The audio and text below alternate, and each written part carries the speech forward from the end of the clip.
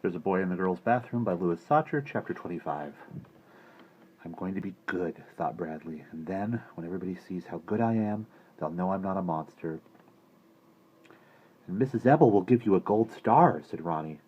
Bradley was so excited he didn't realize he was putting on 2 different colored socks, a blue one and a green one. He tied his shoelaces, then went into the bathroom and looked at himself in the mirror. His black eye was almost all gone. It had faded into a light brownish-yellowish color. He hurried out to breakfast. His mother made oatmeal for him. I hate hot cereal, he complained. You'll eat what you're served, said his father. This isn't a restaurant.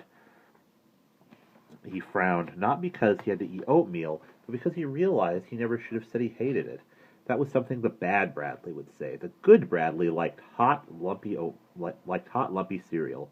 He took a big spoonful, brought it to his mouth, and swallowed the glop. Good, he said. But as he withdrew the spoon from his mouth, his elbow bumped his glass of orange juice. Claudia screamed and jumped up. Oh, Bradley, said his mother. His father glared at him. It was an he started to say.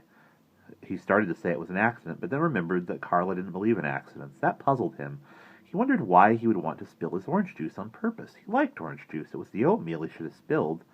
Are you just going to sit there, or are you going to help your mother clean it up? Asked his father. He picked up his napkin to help, but his mother told him to stay out of her way. You'll only make a bigger mess, she said. Silently, he finished eating. As he headed back to his room, Claudia burst out laughing. What's so funny? He demanded. Look at your socks! She laughed. He looked down at his feet, then back at his sister, the laughing hyena. Thank you, Claudia, he said. I appreciate your sharing that with me. She stopped laughing and stared at him. He walked into his room, sat on the edge of his bed, and took off his sneakers. Wow, said Bartholomew, you were so good. I would have punched her in the face if I were you. He's going to get a gold star today, said Ronnie. Bradley changed his socks, but once again he was so excited thinking about the gold star that he didn't pay attention to what he was doing. He took the green sock off his right foot, he took the blue sock off his left foot, he put the green sock on his left foot and the blue sock on his right foot. Then he put his shoes on and left for school, determined to be good. He walked into class and took his seat, last row. He sat up straight with his hands folded on top of his desk. He tried to hold back his excitement as he glanced at the chart on the wall next to him. Jeff came in and sat down. Last seat, second to last row. Bradley saw him out of the corner of his eye, then turned to get a better look. Jeff had a black eye. What are you staring at, Chalkers? Jeff snarled. Hey, you two look like twins, exclaimed Shawnee, the girl who sat in front of Jeff. Turn your ugly face around, Jeff snapped. Oh, shut up, Bradley, said Shawnee, turning around. Bradley looked at the back of Shawnee's head. She still thinks I'm a monster, he realized, but once I get my gold star, she'll know I'm good. For the rest of the morning he sat at attention with his eyes fixed on Mrs. Ebel. He kept wondering if she had noticed how good he was yet. As he walked outside for recess, he was almost certain there'd be a gold star next to his name when he returned. Curtis and Doug, 2 of Jeff's friends, came out of Mrs. Sharp's class.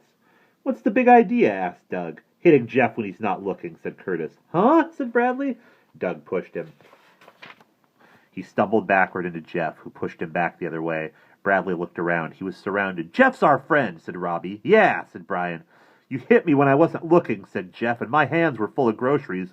I didn't want to break the eggs. Chicken chalkers, said Dan. There was a space between Andy and Doug. Bradley dashed through it and ran across the playground. Jeff and his friends chased after him. Bradley looked back at them and smashed into a girl standing on one foot. The girl fell into the hard hopscotch ground and wailed. I'm telling, Bradley, said one of her friends. I'm sorry, Bradley said helplessly, then continued running. He ran up the concrete steps and entered the school building through the auditorium. From there, he walked quickly to the library. What do you want, Bradley? Asked Mrs. Wilcott, the librarian. Nothing, he murmured as he sat down at one of the tables. He leaned his head against his hands, propped up on his elbows. What if Carla's wrong? He worried. What if I really am a monster? I don't want any trouble from you, Bradley, said Mrs. Wilcott. End of chapter 25.